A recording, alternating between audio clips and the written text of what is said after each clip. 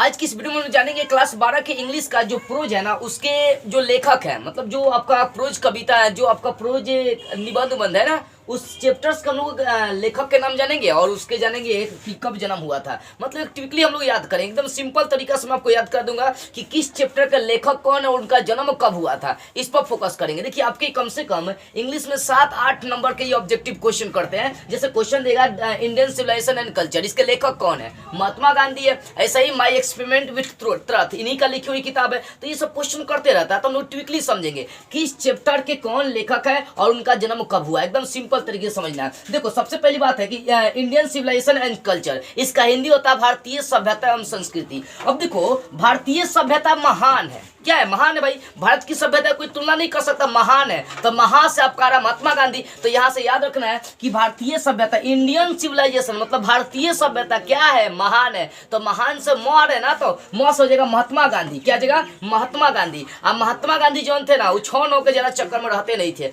तो महात्मा गांधी किसके चक्कर में नहीं रहते थे, 6-9 के चक्कर में। इसका मतलब हो गया कि 1869 में उनका जन्म हुआ था, महात्मा गांधी का जन्म। बस इतना याद रखना है। इंडियन सिविलाइजेशन तो भारतीय सभ्यता क्या है, महान है। इसका मतलब महात्मा गांधी महात्मा गांधी। अब महात्मा गांधी 6-9 के चक्कर में ज्यादा रहते नहीं थे, ठीक है। इसी कारण से उनका जन्म लोग क्या याद करके चलेंगे, 1869। 6-9 के चक्कर में नहीं रहते थे, ठीक है ना। अगर इनकी मृत्यु की बात करते हैं तो महात्मा गांधी के 4 बेटे थे, हरिलाल, मणिलाल, रामदास, देवदास। इनके 4 लड़के थे, चारों समझो कि दुगुना शेर था लोग, मतलब 4 दूना 8, यानी 4 लड़के थे, 4 दुगुना समझो शेर था, यानी 48 लेकर चलेंगे। यानी उनका जन्म 1948 में हुआ था। समझने वाली बात है ये। चैप्टर्स का नाम है इंडियन सिविलाइजेशन एंड कल्चर। देखिए इंडियन सिविलाइजेशन मतलब भारतीय सभ्यता क्या है, महान है। महा से महात्मा गांधी। महात्मा गांधी 6-9 के चक्कर में नहीं रहते थे, जिसके कारण से उनका जन्म लेकर चलेंगे 1869। और उनका लड़का को वो था 4 गो, चारों दुगुना शेर था, 4 दूना 8, 4 8, 1948। याद देखिएगा। इनका मृत्यु भी कई बार एग्जाम में पूछा है कि महात्मा गांधी का जन्म तो 6-9, याद देखिएगा 6-9, मृत्यु 4 को लेकर था, 4 के दुगुना कर देंगे 8।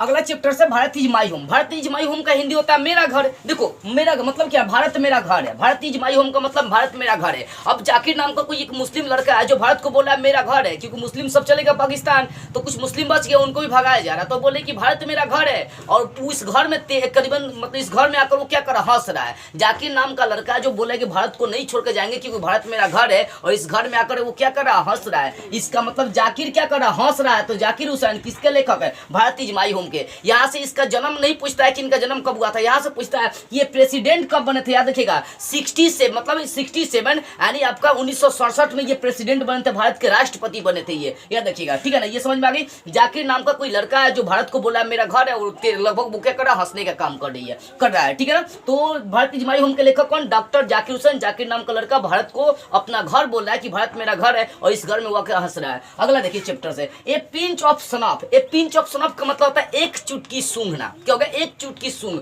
अब देखो, अब कोई लड़का है जो एक चुटकी खैनी लेके क्या कर रहा है, सूंघ रहा है। अब एको बार नहीं सूंघ रहा, 13 बार सूंघा है, एक चुटकी खैनी लेकर सूंघा है। इसका मतलब ही ना होगा एक a pinch of snuff. A pinch of snuff का मतलब होगा एक चुटकी सूंघ। एक चुटकी सूंघ तो पूछो सूंघ। यहाँ पर देखो, तो कोई लड़का है जो एक चुटकी खैनी लेके 13 बार सूंघा है, तो 13 बार सूंघा है, 13 बार सूंघने के बाद क्या होगा, उसका मन हरा भरा हो गया। मन हरा भरा, तो मन हरा भरा से हो गया मन हरा भरा, यानी मनोहर। यानी मन हरा भरा का मतलब मनोहर। और कितने बार सूंघा है, तो 13 बार। तो इसका मतलब 1913 में उसका जन्म हुआ होगा। देखो कितना सटीक तरीका है ना। ए पिंच ऑफ सनफ, जिसके ए पिंच ऑफ सनफ का मतलब हो गया एक चुटकी सूंघ, एक चुटकी सूंघ। तो एक चुटकी खैनी कोई लड़का है जो 13 बार सूंघा है। कितना बार, 13 बार सूंघा है, जिसके कारण से मन हरा भरा हो गया। तो मन हरा भरा से मनोहर, मलगुन कर, मनोहर मलगुन कर। और कितने बार सूंघा है, तो 13 बार। तो जन्म 1913 में हो गया। ऐसे ही याद कर लीजिएगा। अगला, I have a dream. I have a dream का मतलब क्या, मेरा सपना है। मेरा सपना है कि ससुरी के तलवार चाकू लेकर 2-4 पे घूपेंगे, घूप के उसका राजा बन जाएंगे। देखो समझिएगा ध्यान से। यहाँ पर क्या,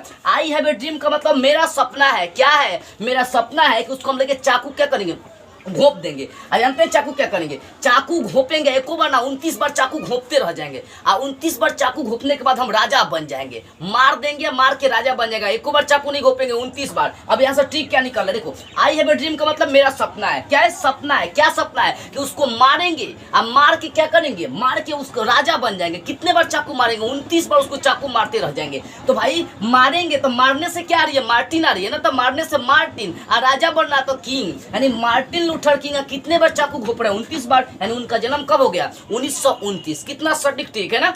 मैं कहने का मतलब मेरा सपना है, चैप्टर का नाम है आई हैव ए ड्रीम। मेरा सपना है, क्या सपना है? कि उसको चाकू 29 बार घोपेंगे या मार के राजा बन जाएंगे। यानी राजा महाराजा में ऐसा हुआ करता था, अपने बाप के चाकू घोप के राजा बन जाता था लोग। तो सिंपल सी बात है, चाकू 29 बार घोपेंगे, इसका मतलब जन्म 1929 में हो गया है। समझ में आ रही है? उसके बाद मार के राजा बनेंगे, मतलब मार्टिन लूथर किंग हो गया। अगला देखिए chapter, ideas that have help Mankind. इसका मतलब हो गया कुछ ऐसे विचार है जो मानव जाति की मदद करता है। अब देखो यहाँ से मतलब इसका हिंदी होगा ideas that have helped Mankind. इसका मतलब आइडियाज का मतलब विचार, कुछ ऐसे विचार जिन्होंने मानव जाति का पूरा हेल्प किया है। अब देखो किताब उताब पढ़ेगा, मानव जाति के हेल्प करेगा ना भाई। अब क्या होता है ना, मान लीजिए कि मैंने कुछ ऐसा लड़का का विचार दे दिया, चाहे किसी को कोई तर्क दे दिया। अब मान लो कि मैंने किसी को कुछ सिखा दिया, सिखाने के बाद वो बड़ा तेज बनने लगा। क्या करने लगा? बहुत तेज बनने लगा। तो हम देखें कि बड़ा तेज बन रहा है, हम 72 को लोग बुला के लिए लेके उसको कुचवा दिए। 72 को लोग लिया के क्या कि कुचवा दिया। कुचवाने के बाद वो हमसे रूस गया। समझिए ध्यान से, कितना अच्छा ठीक है।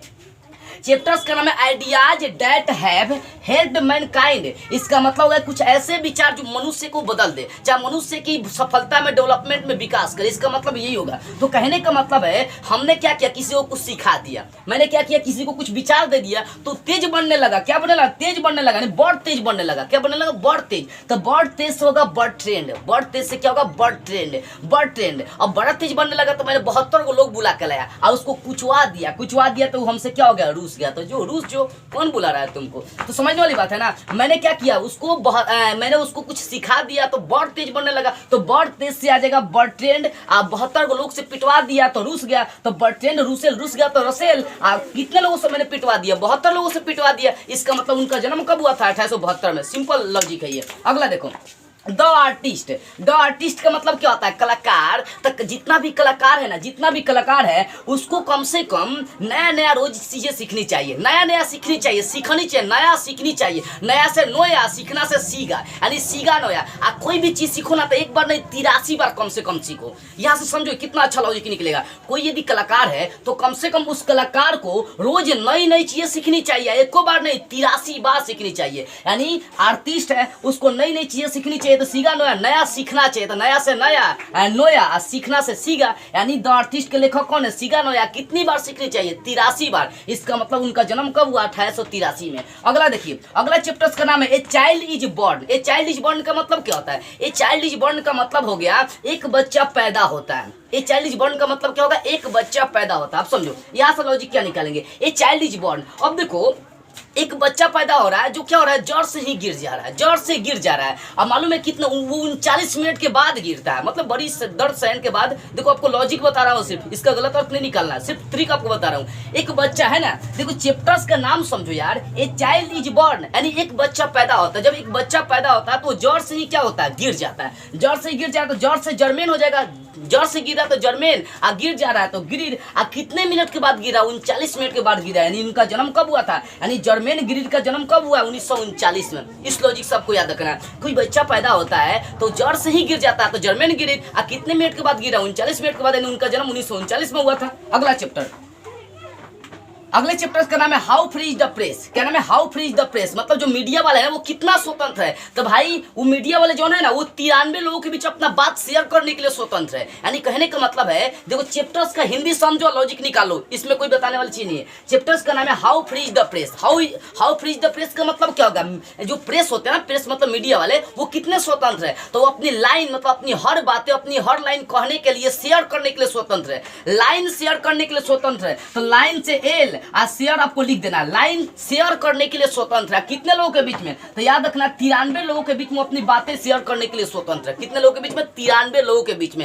यानी जो मीडिया वाले होते हैं लगभग वो 93 लोगों के बीच में अपनी लाइन शेयर कर सकते हैं। लाइन का मतलब एल, शेयर का शेयर, यानी एल शेयर। इसके लेखक कौन हो जाएंगे? L share. यानी इसको आप याद रखिएगा, द्रोथी एल शेयर। कितने लोगों के बीच में शेयर कर रहे हैं? तो भैया 1893, यानी 93 लोगों के बीच में शेयर कर रहे हैं। तो उनका जन्म कब होगा? 1893 में। सिंपल लॉजिक है ना। बोले कि मीडिया वाले, प्रेस वाले कितना स्वतंत्र है? तो मीडिया वाले क्या है, मतलब कितना स्वतंत्र? लिखिएगा, मीडिया वाले अपनी लाइन शेयर करने के लिए, शेयर का मतलब बांटने के लिए 93 लोगों के बीच में स्वतंत्र है। यानी एल शेयर, एल शेयर कितने लोगों के बीच? 93। तो उनका जन्म कब हुआ? 1893। Simple logic. अगला chapter the earth. The earth का मतलब क्या होगा? पृथ्वी। द अर्थ का मतलब देखो, अर्थ का मतलब पृथ्वी। अब ध्यान से समझिएगा, हम लोग इस पृथ्वी के क्या है? बेटे हैं। हम लोग इस पृथ्वी के क्या है? बेटे हैं। तो पृथ्वी का जो अर्थ का स्पेलिंग होगा ई। हम लोग पृथ्वी के बेटे हैं तो बेट्स लेकर चलेंगे। हम लोग पृथ्वी का मान लेना है कि हम लोग पृथ्वी के 5 ही बेटे हैं, बस, इससे ज्यादा नहीं है। मान लेना है कि हम पृथ्वी कितने बेटे हैं? 5। अब देखो, अर्थ में आपका ई छुपा है तो ई उठा लिया मैंने। यहाँ से देखिए, यहाँ पर बेट्स, हम लोग क्या है? बेटे हैं, तो ई बेट्स मतलब इस धरती के, इस पृथ्वी के हम लोग 5 बेटे हैं। कितने बेटे हैं? 5 बेटे हैं। तो ई बेट्स मतलब एच.ई. बेट्स, यानी देख सकते हैं द अर्थ के लेखक कौन है? एच.ई. बेट्स। कितने बेटे हैं? 5। इसका मतलब लेखक का जन्म कब हुआ? 1905 में। Logic, simple logic. अर्थ, पृथ्वी, पृथ्वी के हम लोग क्या है? बेटे हैं। तो अर्थ ई के बेटे हैं, तो ई बेट्स कितने बेटे? 5, तो 1905 में। अगला चैप्टर देखो, अगला चैप्टर है इंडिया ट्रॉफ। इंडिया ट्रॉफ ए ट्रेवलर्स आई। ध्यान दीजिए, इंडिया ट्रॉफ ए ट्रेवलर्स आई। क्या? इंडिया ट्रॉफ ए ट्रेवलर्स आई का मतलब हो गया यात्रा के दौरान भारतीय नजर। अब समझो, यहाँ पर ये समझने वाली चीज आ रही है। यहाँ पर समझिए, कोई लड़की है जो यात्रा कर रही है। यात्रा करने के बाद उसको क्या आता है? कोई भारतीय लड़का पसंद आता है, नजर आ जाता है, भनाक से नजर आता है। तो भनाक से नजर आने के बाद वो पिया बना लेती है उसको। पिया का मतलब होता है अपना अपन मर्द दुल्हा बना लेती है। लोग क्या करते हैं? पिया बना लेती है। तो पिया से हो जाएगा यहाँ पर पियरल। क्या हो जाएगा? पिया से पियरल।